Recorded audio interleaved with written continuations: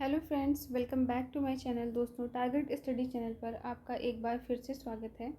दोस्तों, इस चैनल पर आप एमसीक्यू सॉल्व करते हैं, यानी कि विभिन्न परीक्षाओं के लिए अलग अलग बुक्स के, जैसा कि मैंने टारगेट रखा है 150 बुक्स के एमसीक्यू करवाने का इस चैनल पर। तो इस क्रम में हमने कई सारे कवर कर लिए हैं, जो कि आप प्लेलिस्ट से देख सकते हैं। अभी आपकी जीव विज्ञान की सीरीज़ चल रही है और कल या परसों से मैं आपका करंट अफेयर की सीरीज़ भी लेकर के आऊँगी। बिहार पीसीएस के लिए और यूपी ट्रिपल एससी पेट एग्ज़ाम्स के लिए जो करंट अफेयर है, तो इस पीडी वाली बुक्स मैं आपके लिए लेकर के आने वाली हूँ। तो चैनल को सब्सक्राइब कर लीजिएगा। और अभी जो है स्टार्ट करते हैं आज का टॉपिक, जीव विज्ञान का बचा हुआ। तो पहला क्वेश्चन है, अफीम पोस्ता पौधे की किस भाग से प्राप्त होता है? तो ये अधपके के फल से प्राप्त होता है। अफीम का मुख्य अवयव क्या है? मॉर्फिन, हेरोइन, एट्रोपिन या क्विनिन? तो मुख्य अवयव है मॉर्फिन। व्याख्या देख लेते हैं। पैपेवर सोमनीफेरम पैपेवरेसी कुल का प्रमुख पौधा है। इसके अपरिपक्व कैप्सूल के दूध या लेटेक्स से अफीम अर्थात ओपियम प्राप्त होता है। दोनों नाम ध्यान रखेंगे। अफीम से अनेक एल्काइड जैसे कि मॉर्फिन, कोडीन, पैपेवरीन आदि प्राप्त किए जाते हैं।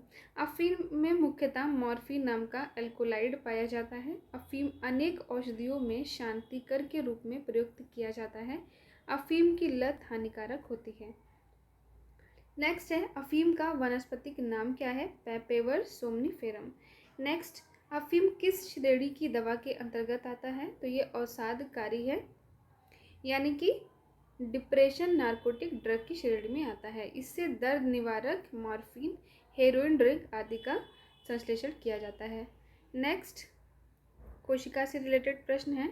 नाभिक के अलावा कोशिका के किस कोशिकांग में डीएनए होता है? तो ये माइटोकॉन्ड्रिया में होता है। व्याख्या देख लेते हैं।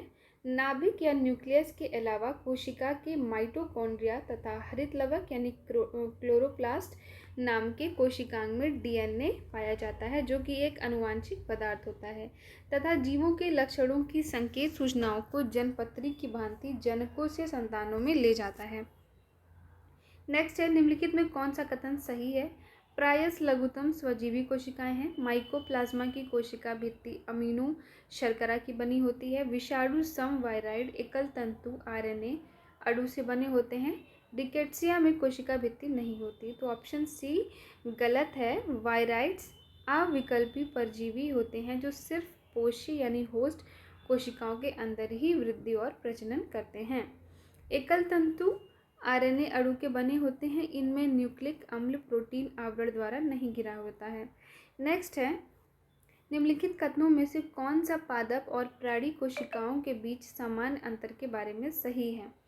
पादप कोशिकाओं में सेलुलोज कोशिका भित्तियां होती हैं, जबकि प्राणी कोशिकाओं में वे नहीं होती। पादप कोशिकाओं में प्लाज्मा झिल्ली नहीं होती, जबकि इसके विपरीत प्राणी कोशिकाओं में वे होती हैं। परिपक्व पादप कोशिका में एक वृहद राजधानी होता है, जबकि प्राणी कोशिका में अनेक छोटी राजधानियां होती हैं।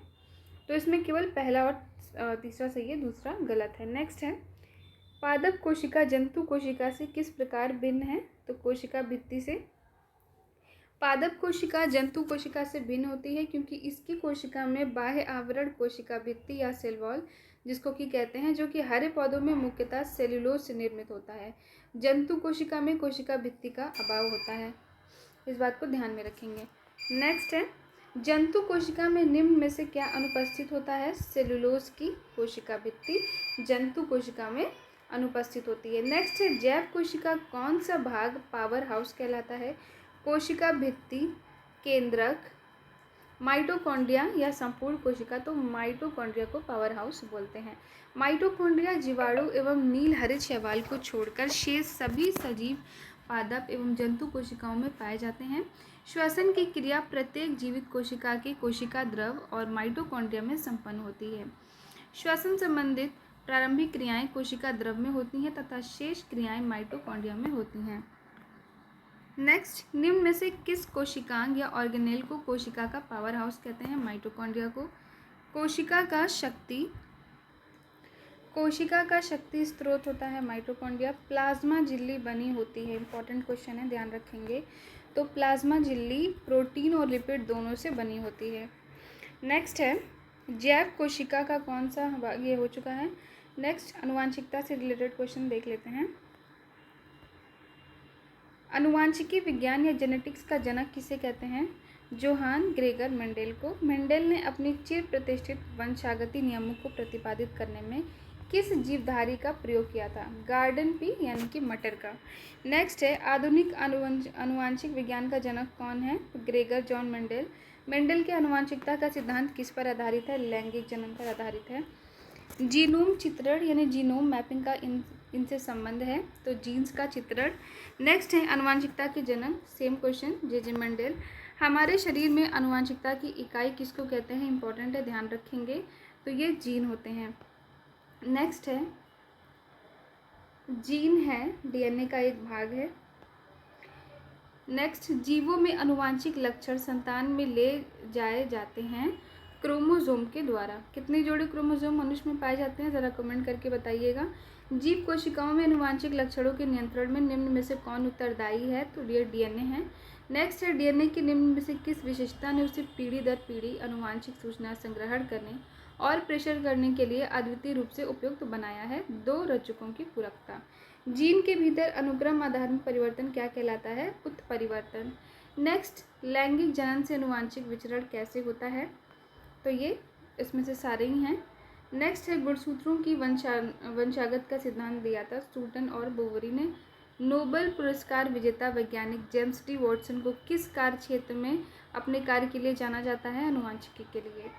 जीन अणु यानी डीएनए की संरचना को सबसे पहले किसने रेखांकित किया है, डॉक्टर जेम्स वॉटसन और डॉक्टर फ्रांसिस क्रिक ने। डीएनए की द्विकुंडलिनी संरचना किसके द्वारा की गई, ये वॉटसन और क्रिक के द्वारा। जेम्स डी वॉटसन तथा फ्रांसिस क्रिक का संबंध निम्न में से किस खोज से है, डीएनए की संरचना। डीएनए की खोज किसने की, तो ये गलत धारणा है कि डॉक्टर जेम्स वॉटसन और फ्रांसिस क्रिक, MHF विंकिंस तथा फ्रैंकलिन नाम के वैज्ञानिकों ने डीएनए की खोज की। वस्तुतः इन वैज्ञानिकों ने एक्सरे विश्लेषण द्वारा 1953 में डीएनए का कुंडलिकार विन्यास प्रस्तुत किया था। वास्तव में डीएनए की पहचान सबसे पहले स्विस रसायन शास्त्री फ्रेडरिक मिशर ने की थी, तो इनमें से कोई नहीं। नेक्स्ट है हरगोविंद खुराना को किस आविष्कार के लिए सम्मानित किया गया, इंपॉर्टेंट क्वेश्चन है, प्रोटीन के संश्लेषण के लिए। नेक्स्ट प्रयोगशाला में सर्वप्रथम डीएनए का संश्लेषण किया गया था, खुराना ने किया था। डीएनए ने मौजूदा शर्करा होती है डीऑक्सीराइबोस, ये भी इंपॉर्टेंट है, ध्यान रखेंगे। नेक्स्ट है प्लवमान जीन यानी जंपिंग जीन के सिद्धांत का प्रतिपादन किसने किया, बारबरा मैकलिंटॉक ने। राइबोसोम होते हैं आरएनए होते हैं। नेक्स्ट किसी भी प्रजाति में गुणसूत्र की संख्या स्थिर रहती है, मोस्ट इंपॉर्टेंट। डीएनए में उपलब्ध कौन सा यौगिक अमीनो एसिड नहीं बनाता, एडेनिन, टायरोसिन, गुआनिन या साइटोसिन, टायरोसिन। नेक्स्ट निम्न में से किसमें लिंग गुणसूत्र नहीं होते हैं, छिपकली में। छिपकली की अनेक प्रजातियों सहित अनेक सरीसृपों में लिंग गुणसूत्र नहीं होते हैं। इनमें लिंग निर्धारण पर्यावरणीय ताप से होता है। नेक्स्ट साधारण मानव में गुणसूत्र होते हैं 46। पुरुष जीन संगठन होता है XY। नेक्स्ट मानव शरीर की कोशिकाओं में पाए जाने वाले गुणसूत्रों की संख्या कितनी है, 23 जोड़े। मनुष्य में कौन से क्रोमोसोम के मिलने से बालक का जन्म होता है, तो पुरुष का Y और स्त्री का X। नेक्स्ट है जैव उर्वरक से रिलेटेड क्वेश्चन। निम्न में से किनका उपयोग जैव उर्वरता के रूप में किया जाता है, तो एजोला और नीलहरित शैवाल का। नेक्स्ट है पशुओं विशेषता दुधारू गो के अनुपूरक भोजन के रूप में प्रयुक्त जैव उर्वरक कौन सा है, एजोला है। निम्न में से कौन जैव उर्वरक के रूप में प्रयोग होता है, तो राइजोबियम, एजोला, नीलहरित शैवाल, उपयुक्त सभी राइट आंसर होगा। निम्न में से कौन सा एक नाइट्रोजन स्थिरीकरण करने वाला जीव नहीं है, माइकोरैजा।